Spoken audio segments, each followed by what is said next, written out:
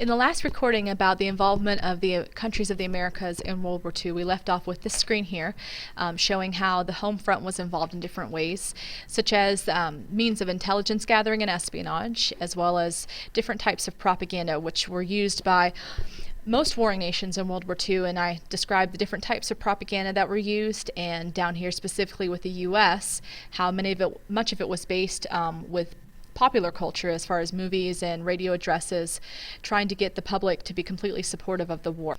Now we're going to shift gears here and look specifically at the United States and why World War II was definitely an example of total war for us, starting with the role of women in the United States. Women were definitely encouraged to become a part of the war effort through things such as working in factories and other efforts that they could use. Some women did join the military, and there were certain divisions of different branches of the military that targeted specifically women. One of the icons of World War II was somebody called Rosie the Riveter. She was a fictitious character, but she symbolized the role that women could take in the factories. There was a video that we saw in class before Thanksgiving about the women working in the factories doing dangerous work that they had never done before. And Rosie the Riveter kind of portrayed how women could be strong and do these types of jobs that were traditionally considered male-only types of work. Here is a picture of Rosie the Riveter, and you can definitely see the strength that she's trying to portray, and this would be an example of propaganda as well, but definitely encouraged a lot of women to step up and join the factory production and help the war effort in those ways. You can look at the statistic here that by 1945, the last year of World War II, 30% of the workforce here in the United States was comprised of women workers. And so with this working in places outside of the home, that encouraged a lot of women's rights movements down the road in the 1960s, because this taste of freedom and value outside of the home as far as helping something like the war effort gave them a greater desire for independence and the opportunities to have careers. There have been other times when women had worked outside the home previously in American history. World War I would be an example, but so many women worked during World War II that it just was a huge increase in women wanting to permanently have a career rather than in other situations where they were expected to return to the home once the issue was over, like with World War I. And because of this, you can see a statistic here about the divorce rate. And the reason why this is correlated is because with this desire for independence and work outside the home, it still wasn't considered or accepted as something acceptable for women to do. And this clashed a lot with traditional views of what women should be. And therefore, that's why the divorce rate went up, because there were conflicts within marriages when the men came home from fighting, that women just simply weren't satisfied with returning to their role as a homemaker and wanting to keep that job outside the home. It contributed a lot to domestic violence and the divorce rates that you see here, and the fact that they doubled from 1940 to 1945. Another phenomenon socially that can be attributed to the role of women in World War II is what's called latchkey kids. And that's basically referring to the fact that when women were working in the factories and the men were away at war, there was nobody at home to look after the children after school. So kids were expected to basically let themselves into their homes once they returned home from school and had nobody there to supervise them. And this was a phenomenon that continued after World War II was over, as many women continued to work outside the home and have careers, and kids having to basically supervise themselves in the after-school hours. And this led to increases in other phenomena such as teenage delinquents, crime rates going up, and other issues that we've dealt with socially since World War II. So the latchkey phenomenon began in World War II. Another thing that I said was that women were joining the military. Different branches of the military had places for women to serve specifically apart from men, and in other situations women were serving along with men in certain capacities. So let's take a look at that next. You can see here that there were different branches of the military that women could choose to work in, and the total number of women that you can see here that were joining up in these different branches of the armed services during World War II. You can see listed here some of the specific women-only branches, such as the Women's Army Auxiliary Corps, which you can see portrayed here in this propaganda poster. Also, the Air Force had a division for women, as well as the Coast Guard. They were called the SPARs. And This is not to say that they served in active combat in these branches of the military. Many of these, like you can see here, were typically quote-unquote female jobs, working as typist clerks and mail sorters. But nonetheless, they were branches of the armed services that women chose to become a part of. Here's another visual from the National World War II Museum website, where you can see some of the different branches of the armed services that women could serve in, and you could click on each one and kind of see what exactly the branch was and what types of jobs that women had within those branches. So women definitely had a big contribution in World War II here in the United States, which contributed later down the road to the women's rights movement in the 1960s. And of course here, women's jobs on the home fronts remained, like I said before, working in the factories.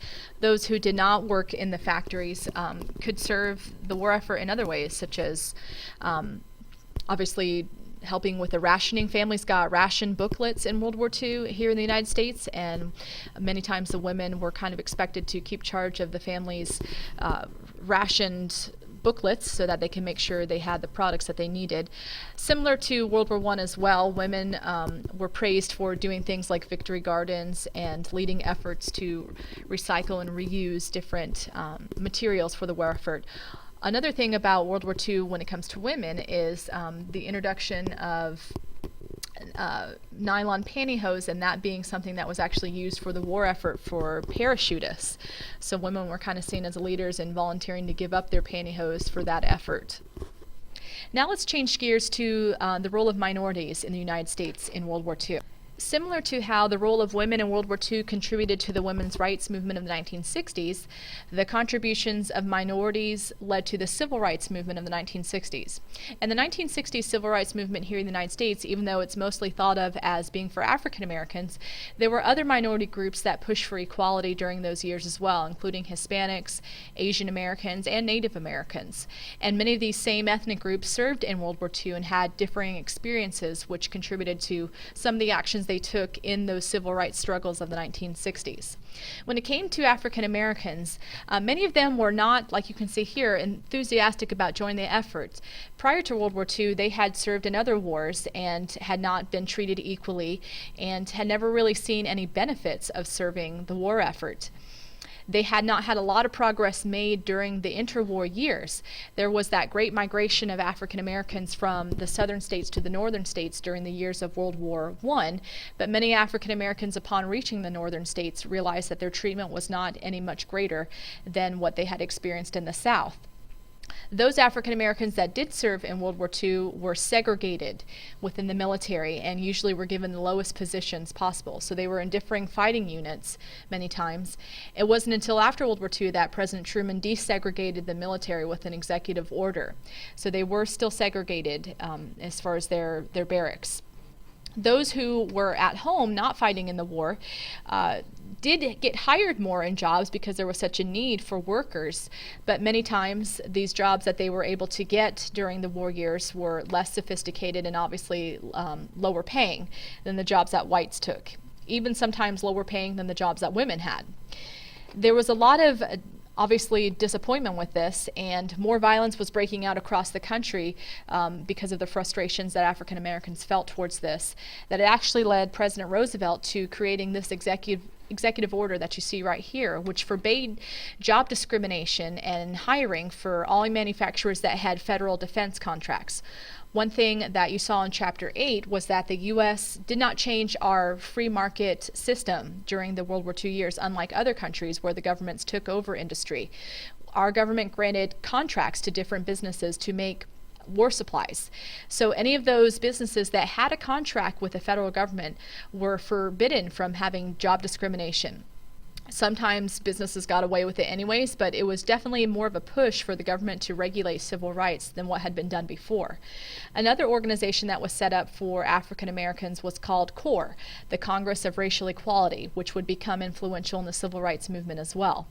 But this was to try to promote less job discrimination and more equality within the armed services and here back at home. But despite these efforts, there was still a lot of issues with prejudice and racism towards different ethnic groups altogether during World War II.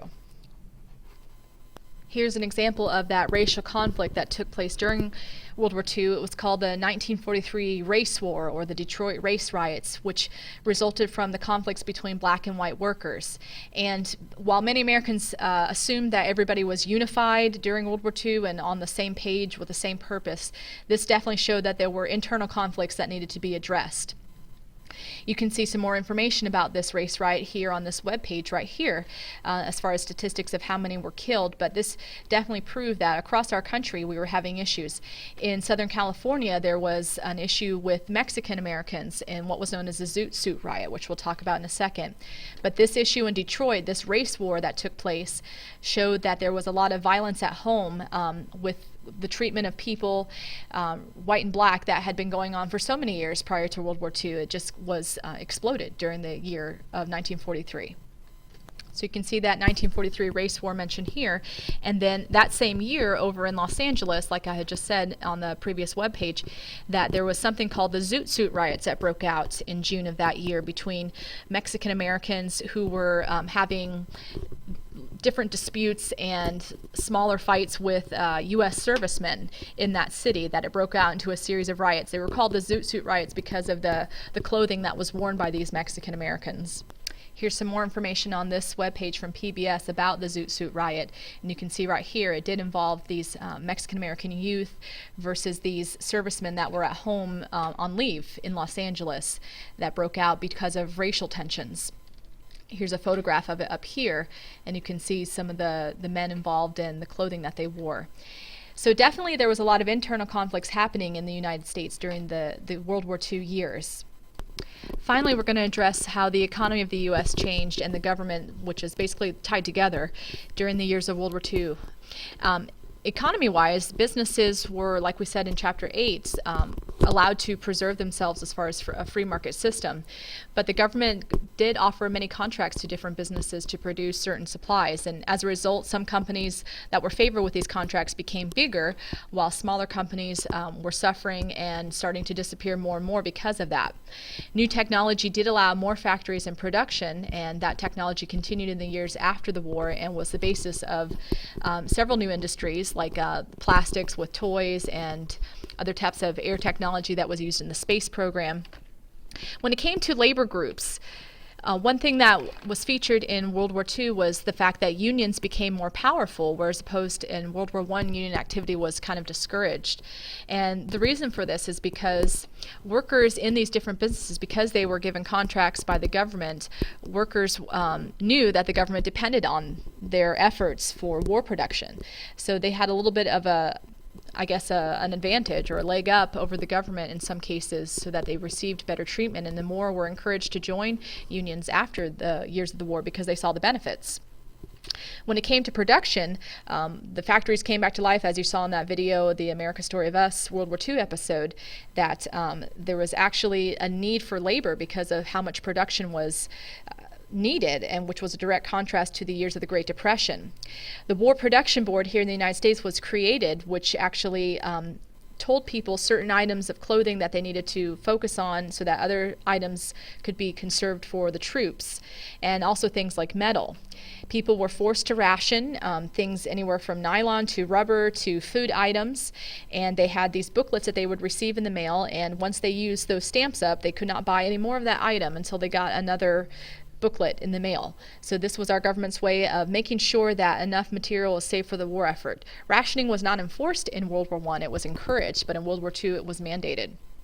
And you can see here again some of the items that people had to ration among themselves.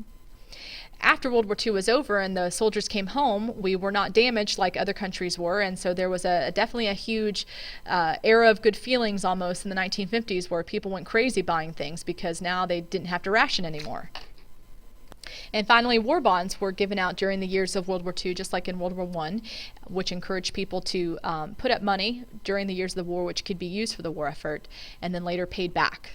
Finally, within the countries of the Americas, people of Japanese descent were interned in both the United States and Canada in camps.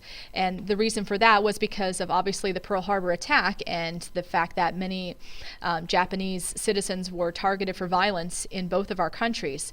However, it did violate their civil rights, and these camps were definitely not luxury hotels. They could only bring a suitcase full of items and were forced to stay in barbed wire camps until the end of the war.